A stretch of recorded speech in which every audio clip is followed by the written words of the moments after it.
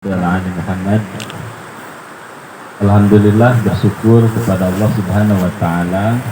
Alhamdulillah, malam hari ini kita diberikan berbagai macam nikmat oleh Allah. Yang pertama dan utama adalah nikmat iman dan Islam. Semoga iman yang kita miliki saat ini terbawa sampai sakaratul maut kelak. Amin Allahumma amin. Salawat dan salam tercurah kepada Rasulullah Muhammad Sallallahu Alaihi Wasallam, pada keluarga, sahabat, tabiin, tabiin, dan kita mudah-mudahan mendapatkan syafaatnya di yaumil qiyamah kelak. Yang saya hormati Bapak Yapo, Pak Yapo Okto, sebagai pemilik wisata Panongan, kemudian Pak Sarto, Sarna, mohon salam kenal Pak, mohon atur nuhun, terus disayogikeun tempatna, mudah-mudahan ieu barokah kangge nu gaduh sareng pengelolana, sareng biasa melimpah ruah keberkahan. Nunamina berkah nyata jadatul khair, bertambahna kebaikan. Hadirna wisata di dia mudah-mudahan jadi sarana kebaikan kangge sadayana, baik pengelola maupun masyarakat secara umum. Yang berikutnya yang saya hormati teman-teman Abah Community. Alhamdulillah, ini merupakan barangkali kajian rutin ya, kegiatan rutin Mabit Malam Iman dan Takwa. Saat ini sampai juga di Panoongan di Desa Sepatunggal. Dan alhamdulillah malam hari ini juga kedatangan salah seorang sahabat, Das Syamil, beliau dari Mandala, dari Cimanggu. Sebagai perkenalan, beliau juga merupakan sama aktivis dakwah. Beliau merupakan penggerak Katro, kajian trotoar Banyumas ya tadi. Bahkan Katro ini concernnya mendakwahi teman-teman yang ada di jalan, baik itu para pemabuk, kemudian pengamen dan lain sebagainya. Beliau bergerilya di Banyumas, di beberapa daerah, dan sampailah kepada kita.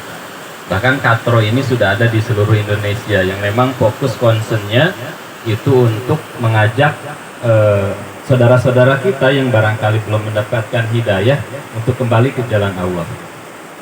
Makanya beliau Masya Allah kelihatan muda terus nih, dari stylenya menyesuaikan sepertinya gitu.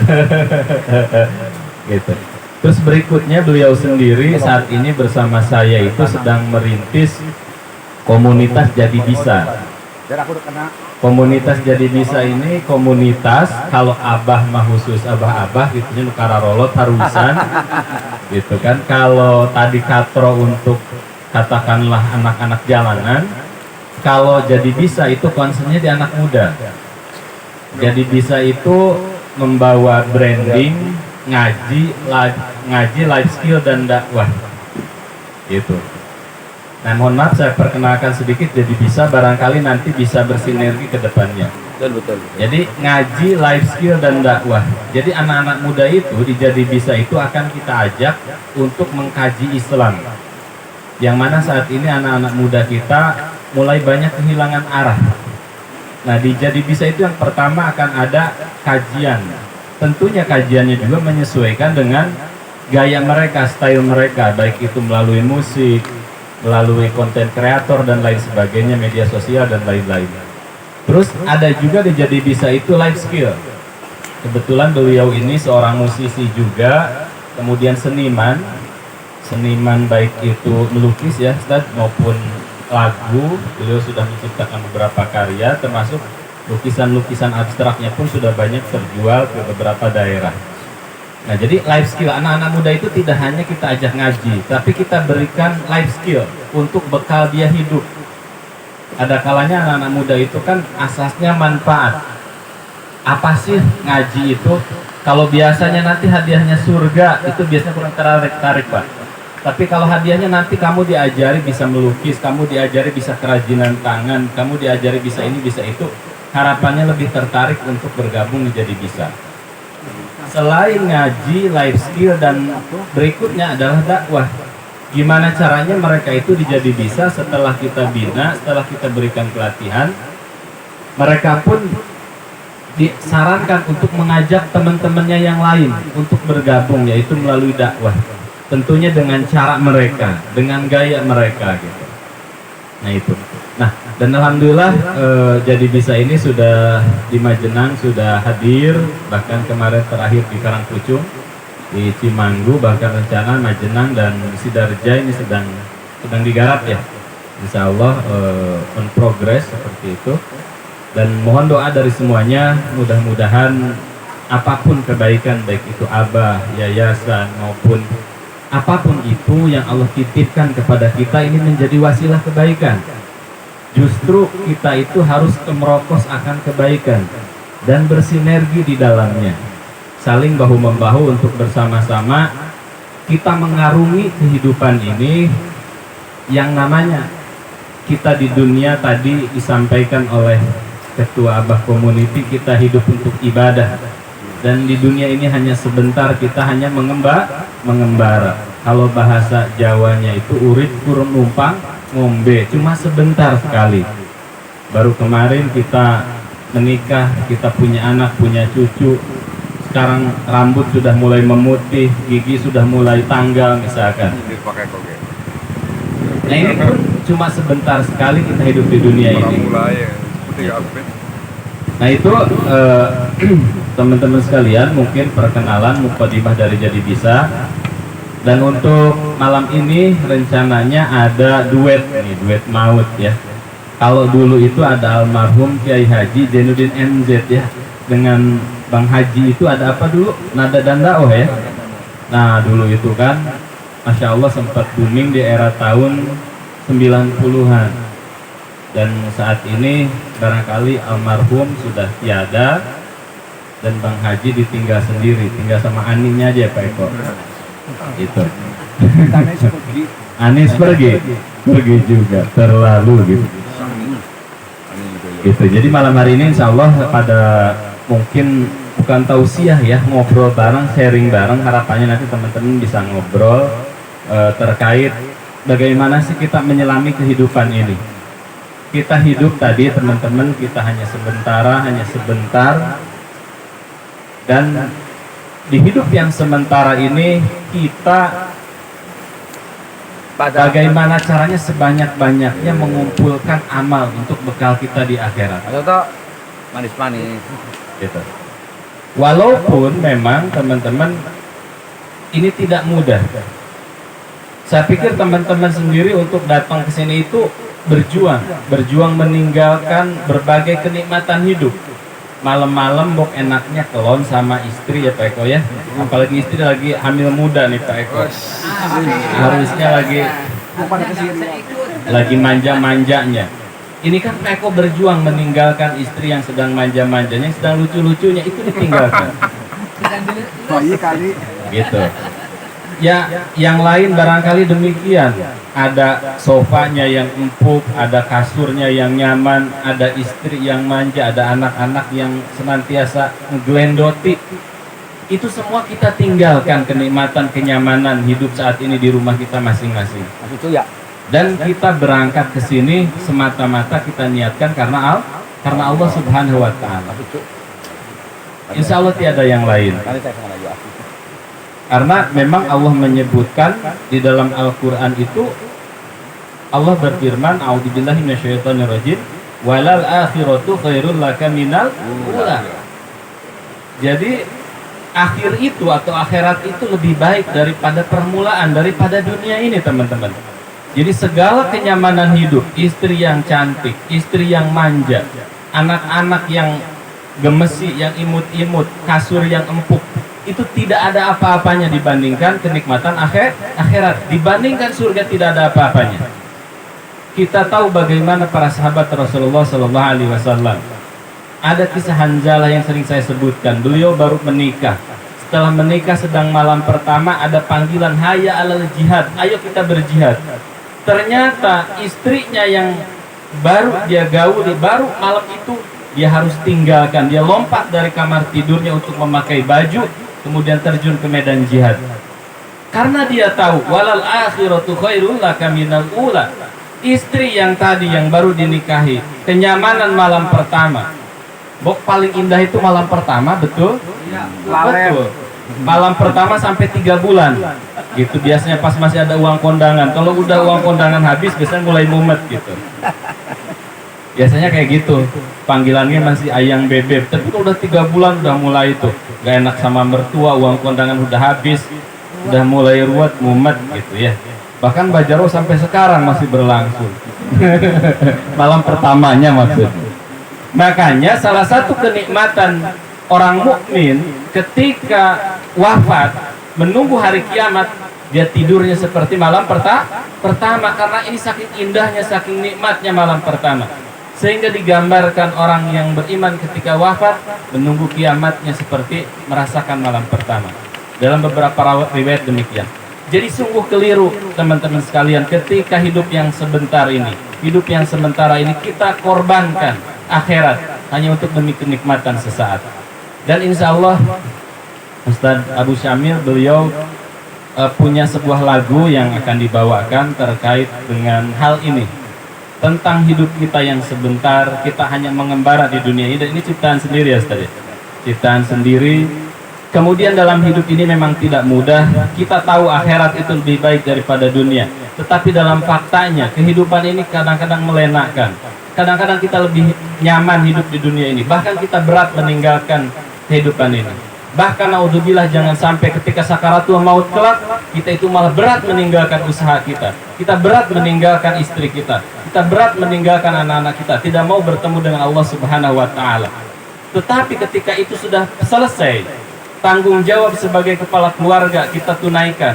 Tanggung jawab sebagai seorang hamba Allah kita beribadah kita laksanakan. Insya Allah kita pun nanti akan meridho ketika dipanggil oleh Allah, bahkan diseru oleh Allah dengan ya Tuhan nafsul mutmainnah, wahai jiwa-jiwa yang tenang, irji'i ila rabbika radiyatan mardiyah wadkhuli fi ibadi wadkhuli jannati.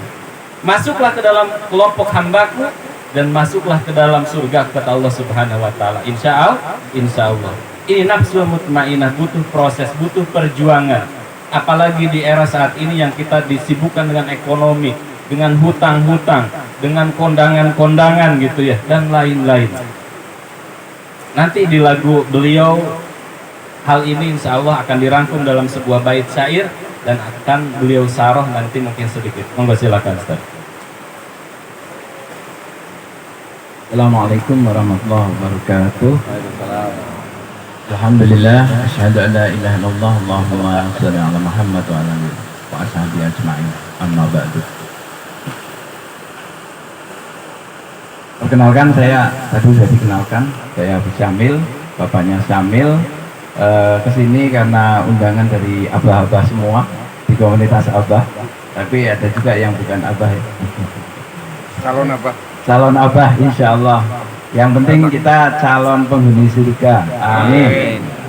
Dan demikian, insya Allah saya akan membawakan satu lagu, karena kita tahu bahwa kita hidup ini di alam semesta, maka bangkitnya kita juga karena pemahaman kita. Dan hal tulisan bima indahu min fikrin anil hayah anil kaun anil insan wa ala qatiha jami'a qabla hayati dunya wa ba'daha. Insyaallah demikian, saya akan bawakan beberapa lagu dan ini salah satu lagunya.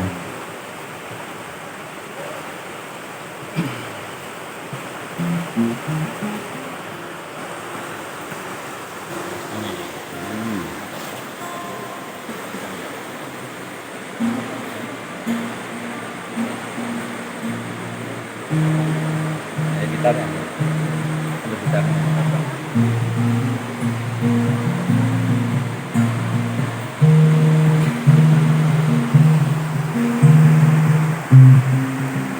Kadang hidup ini seperti air saja, tak ada rasa dan tak ada warna. Namun kita dipaksa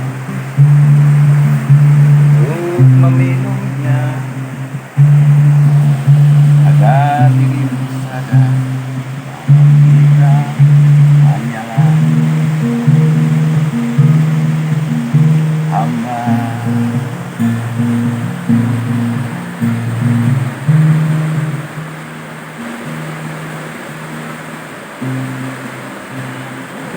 Jalanlah hidup seperti tanah,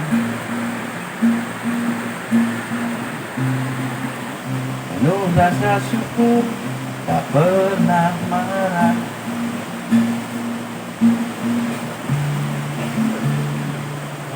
Lemparkan pemaafanmu, lemparkan kasih sayangmu, agar dirimu sadar bahwa kita hanyalah ayahnya.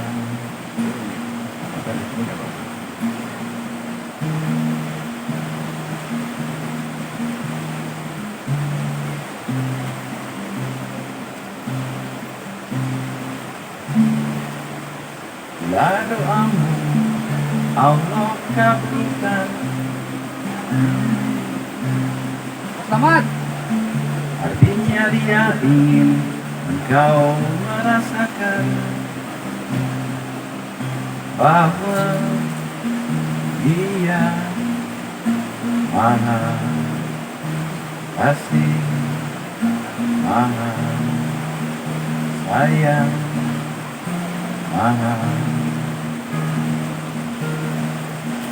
kaya.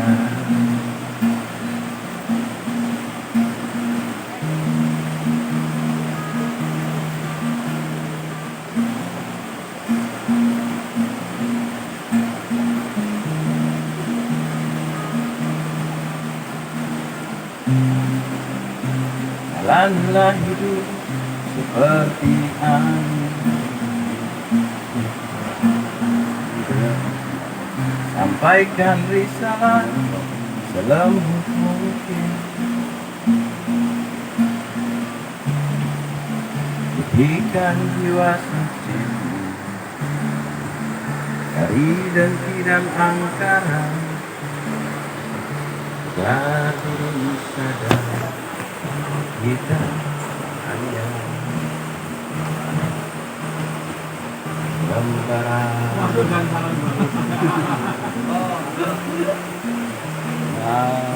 Allah yang Maha Esa. Tuh, satu. Pakai itu. Maha Kuasa. Dan ada Kita bukan siapa-siapa. Resek. Tahu.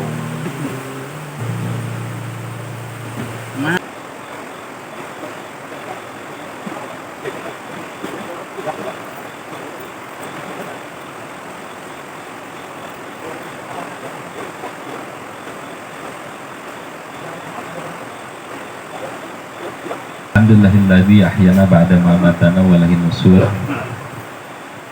Alhamdulillah sahabat fillah rahimakumullah, pagi hari yang insya Allah penuh keberkahan ini kita oleh Allah dibangunkan dalam kondisi sehat walafiat, masih dalam kondisi disisipkannya iman di dalam dada kita oleh Allah Subhanahu wa Ta'ala. Yang kedua, Allah masih memberikan limpahan karunia nikmat sehat tentunya. Makanya kalimat yang pertama kali harusnya kita ucapkan ketika bangun tidur adalah Alhamdulillahilladzi ahyana ba'da ma amatana wa ilaihin nusur. Segala puji bagi Allah yang telah menghidupkan kita dari matinya, wa ilaihin nusur, dan kita akan kembali kepada Allah, entah nanti malam hari, besok hari, atau lusa nanti, atau bahkan beberapa jam dari sekarang. Para hadirin rahimakumullah, tentunya ketika pagi hari ini kita masih dipanjangkan umurnya oleh Allah, ini satu merupakan qada atau ketetapan Allah Subhanahu wa Ta'ala. Yang kedua, panjangnya umur kita sampai pagi hari ini tidak lepas dari kasih sayang Allah Subhanahu wa Ta'ala. Karena begitu sayangnya Allah kepada kita sehingga kita menjalani kehidupan ini Barangkali banyak maksiat, banyak dosa yang sudah kita lakukan, tetapi Allah masih memberikan kesempatan kepada kita untuk menjalani hidup, diberikan kesempatan untuk bertobat, diberikan kesempatan untuk berbenah, diberikan kesempatan untuk mengumpulkan sebanyak-banyaknya amal untuk pulang nanti menghadap Allah Subhanahu wa Ta'ala. Kasih sayang Allah itu begitu besar, rahmat Allah itu begitu besar, bahkan lebih besar daripada murkanya. Tetapi di balik kasih sayangnya Allah, di balik rahmatnya Allah, bukan berarti kita menyepelekan setiap anugerah yang telah Allah berikan. Tentu saja yang harus kita lakukan adalah senantiasa bersyukur. Syukur yang paling utama adalah menggantinya dengan ketakwaan kepada Allah, menjalankan perintah Allah dan menjauhi larangan Allah Subhanahu wa Ta'ala. Teman-teman rahimakumullah, pagi hari ini kita berada di satu tempat yang barangkali tidak biasa. Biasanya kita tidur, ada anak istri di samping kita. Saat ini kita berkumpul.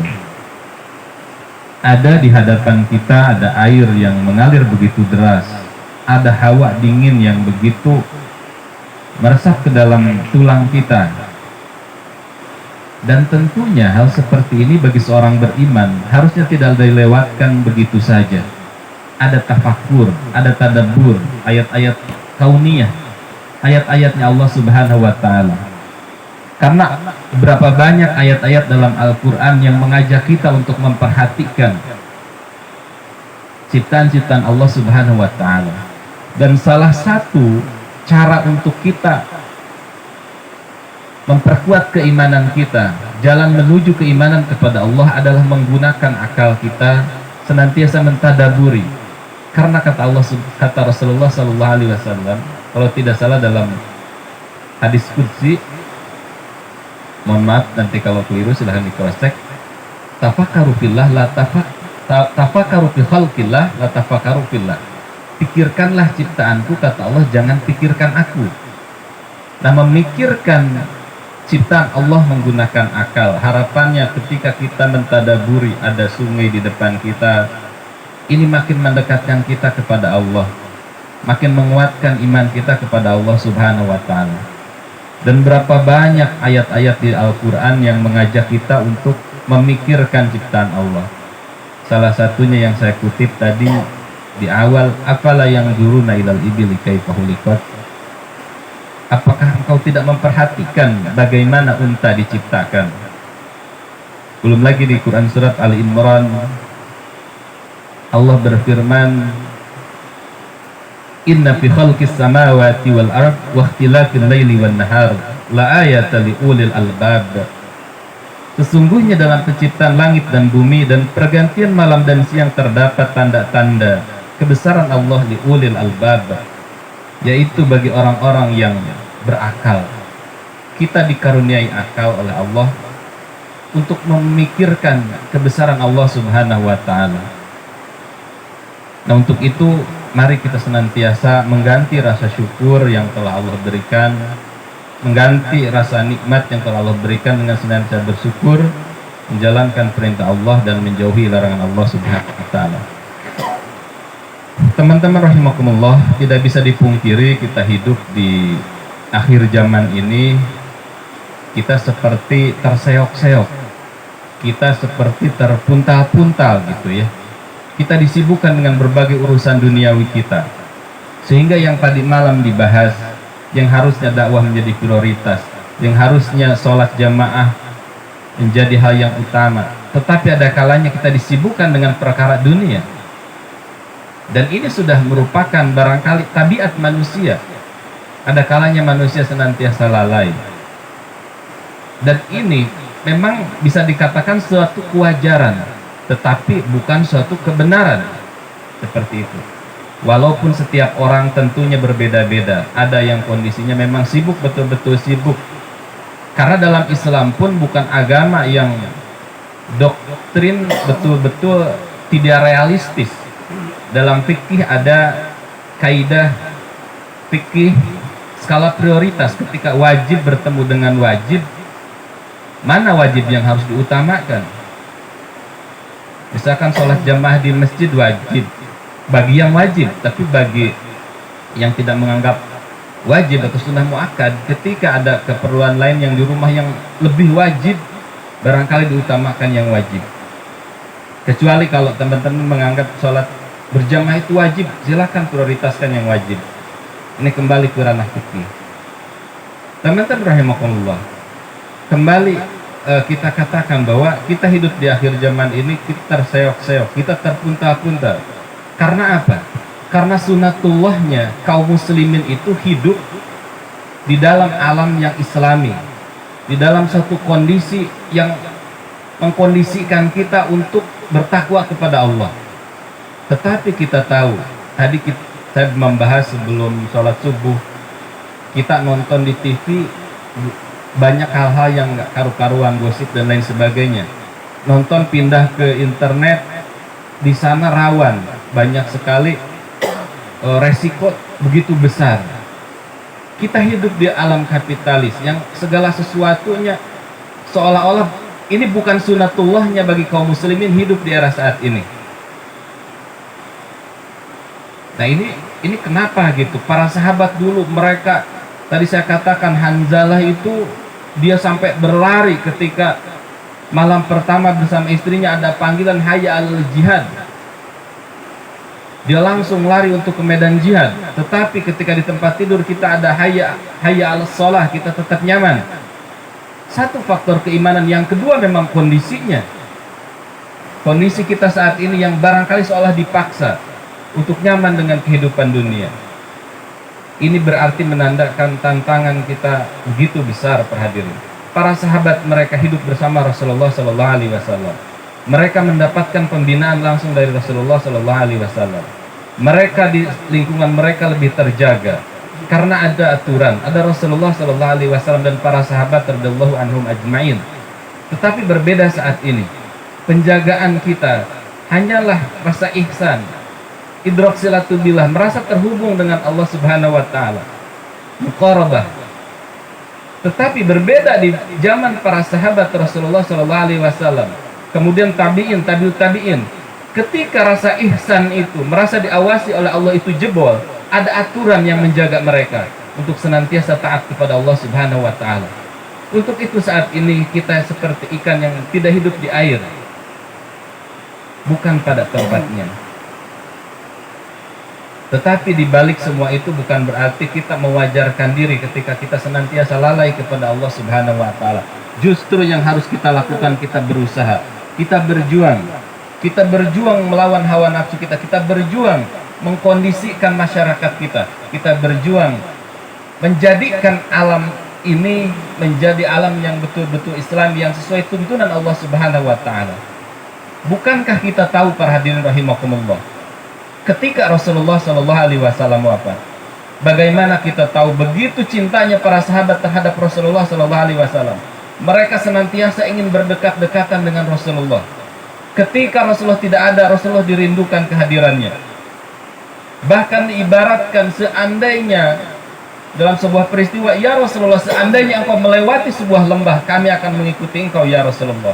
Bahkan ketika engkau menyeberangi lautan, kami pun akan mengikuti engkau ya Rasulullah. Ini menandakan begitu cintanya, begitu takzimnya, begitu manutnya para sahabat kepada Rasulullah Sallallahu Alaihi Wasallam. Tentunya berdasarkan keimanan kepada Allah. Tetapi tahukah kita para teman-teman rahimakumullah, ketika Rasulullah wafat, bukankah kita tahu yang namanya mengurusi jenazah di kita itu luar biasa kondisi di kita di masyarakat. Kadang-kadang mengurusi jenazah itu begitu hati-hati sekali gitu ya. Bahkan yang seharusnya sudah tidak sesuai dengan tuntunan syariat pun diada-adakan. Karena kehati-hatiannya mengurusi jenazah, seolah-olah ada yang nyeletuk giliran hidupnya tidak di urusan syariat, giliran payahnya di urusan syariat. Padahal syariat itu yang tidak kalah pentingnya. Ketika hidup, saudara-saudara kita urusi dengan syariat Islam, dengan aturan Islam. Tetapi ketika meninggal baru sibuk mengurusi dengan syariat. Apakah itu salah? Tidak. Tetapi tadi ini ada fikih, ada skala kan menguburi jenazah itu fardu kifayah. Sementara berhukum terhadap syariat itu fardu ain, harus dijalankan oleh setiap individu kaum muslimin. Balik lagi ke masa Rasulullah SAW. Para sahabat begitu cintanya, begitu takzimnya kepada Rasulullah SAW. Ketika Rasulullah wafat, harusnya mereka itu bersegera menguburkan Rasulullah karena kasihan terhadap Rasulullah. Masa kok dibiarkan saja jenazah tidak segera dikuburkan? Padahal sunnahnya itu mensegerakan penguburan jenazah Rasulullah SAW. Tetapi tahukah kita, ternyata Rasulullah itu wafat hari Senin. Para ulama ahli hadis menyebutkan Rasulullah dikuburkan itu hari Rabu. Intinya ada penundaan. Padahal kalau kita mengikuti perasaan dan fikih tadi, sunnahnya segera dikuburkan. Ternyata tidak. Apakah para sahabat tidak tahu tentang kewajiban kesunahan mensegerakan menguburkan jenazah? Mereka paling tahu karena mereka mendapatkan bimbingan dari Rasulullah SAW. Mereka menjadi saksi atas turunnya wahyu. Tetapi ternyata tidak. Para sahabat menunda penguburan jenazah sampai 3 hari lamanya. Menurut Imam At-Tabari rahimahullah, menurut Imam At-Tabari, seorang ulama ahli tafsir menyebutkan, karena kaum muslimin waktu itu belum mempunyai pemimpin, belum ada pengganti Rasulullah SAW, belum ada khalifah. Khalifah itu asal kata dari, kalau diterjemahkan itu pengganti Rasulullah, di mana melalui pemimpin ini yang tadi menerapkan aturan Islam, sehingga kita itu bukan seperti sekarang yang hidup ikan seperti tidak hidup di air. Berarti ini ada fikih prioritas, wajib mendahulukan tadi mengganti pemimpin Rasulullah SAW. Bahkan menurut Imam At-Tabari, ini wajib hukumnya umat Islam itu memiliki seorang pemimpin dan tidak boleh lebih dari 3 hari.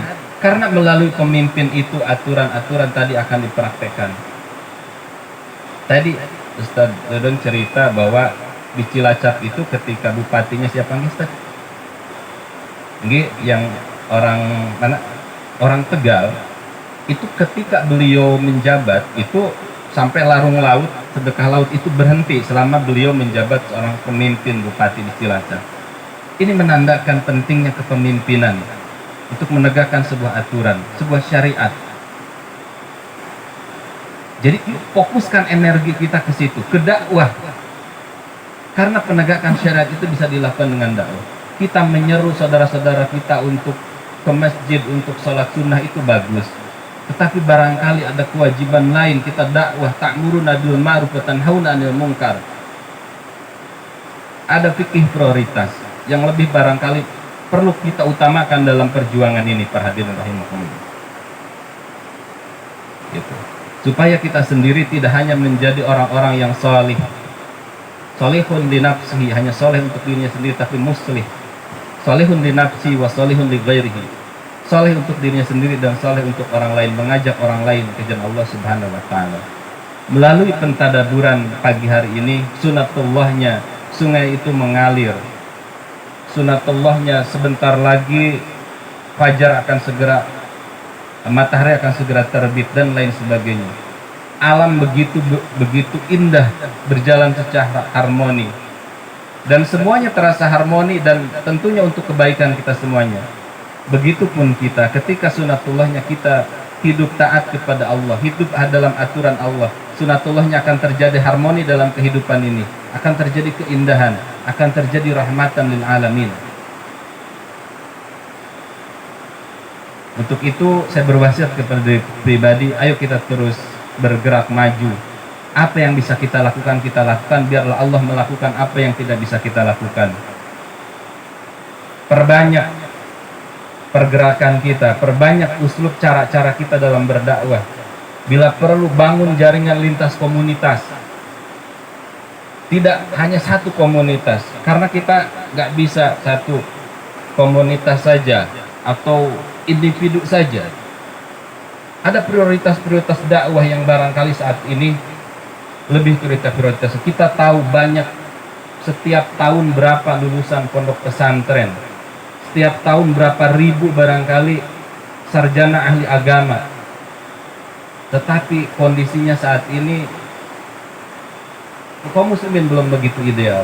Ini berarti bahwa tadi bicara fikih prioritas, para sahabat Rasulullah SAW lebih mendahulukan mengganti seorang pemimpin. Bahkan menurut Imam Al-Jaziri, beliau mengutip 4 mahzab itu wajib hukumnya untuk mengangkat seorang pemimpin untuk kaum muslimin.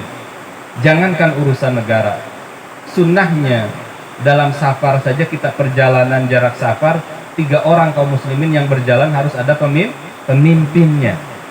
Ini urusan safar, Pak hadirin. Lalu bagaimana dengan urusan pemerintahan? Yang kita tahu saat ini kaum muslimin kita saja merasakan hidup di era kapitalis ini terseok-seok. Kita susah menjaga pandangan kita. Kita disibukkan dengan dunia kita. Kita tahu, kita kemarin waktu mendengar di Qatar itu Masya Allah gitu ya, di sana makmur gitu ya, fasilitas tercukupi. Itu belum total menerapkan syariat Islam sudah seperti itu. Belum di Arab Saudi, belum di Brunei. Lalu bagaimana kita bisa bayangkan atau tidak ketika syariat Islam itu betul-betul secara kafah diterapkan? Kemakmuran seperti apa yang akan kita dapatkan? Gitu. Jadi banyak sekali kebaikan-kebaikan insya Allah yang akan kita dapatkan. Karena tadi sunatullahnya umat Islam hidup di bawah aturan Islam. Ketika sesuatu berjalan tidak sesuai sunatullahnya, yang terjadi adalah kerusakan.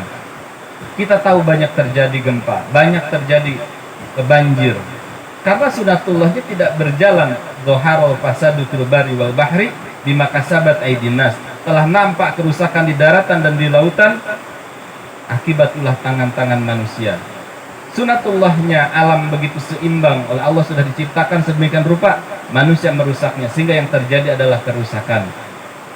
Begitupun tadi, ketika kita harusnya taat kepada Allah, kok kita maksiat, yang terjadi adalah kerusakan ke dalam batin kita. Kita gelisah, kita khawatir. Sama halnya ketika kita pergi umroh, kita tawaf, yang harusnya kita mengikuti harmoni orang-orang untuk umroh mengitari Ka'bah, kok kita melawan arus? Yang terjadi adalah kita akan celaka sendiri, bahkan mencelakai orang lain. Dan begitu pun dengan Islam. Islam diaturkan oleh Allah seperangkat aturannya sangat-sangat luar biasa komplitnya. Mudah-mudahan melalui malam bina iman dan takwa ini betul-betul sesuai temanya, malam bina iman dan takwa. Ada iman yang membara dalam dada kita, ada ketakwaan, ada giroh, ada spirit dalam diri kita untuk terus berjuang lila kalimatillah. Karena Islam itu al-Islamu ya'lu wa la yu'la alaih. Islam itu tinggi, lebih tinggi dari apapun. Ini harus kita tanamkan dalam dada kita. Kita mengibarkan panji Islam di atas apapun, di atas golongan, di atas komunitas, di atas negara, di atas apapun itu. Islam lebih utama. Al-Islamu ya'lu wa la yu'la alaih. Islam harus menjadi soko guru, menjadi visi terbesar, yaitu keridhaan Allah Subhanahu wa taala. Sekian para hadirin rahimahullah. Mudah-mudahan agenda seperti ini betul-betul dibikin jadwal. Mudah-mudahan di Abah sendiri banyak perbaikan, terutama untuk agenda-agenda. Ketika agenda itu saya mengingatkan bahwa kita itu sudah berazam, ketika tidak dilaksanakan khawatir itu sebuah pelanggaran bagi kita sendiri, melanggar janji terhadap apa yang telah kita sampaikan. Dan ini jangan sampai ini kita tidak sadari. Banyak agenda-agenda yang sudah kita susun, kita tidak laksanakan. Itu barangkali khawatir ini merupakan sesuatu yang melanggar hukum syariat. Gitu. Itu dari saya. Walafu minkum. Mudah-mudahan pagi hari ini kita senantiasa diberikan hidayah, dan tentu saja nanti kita dipertemukan oleh Allah di surganya kelak. Amin Allahumma amin. Billahi taufiq wal hidayah. Assalamualaikum warahmatullahi wabarakatuh.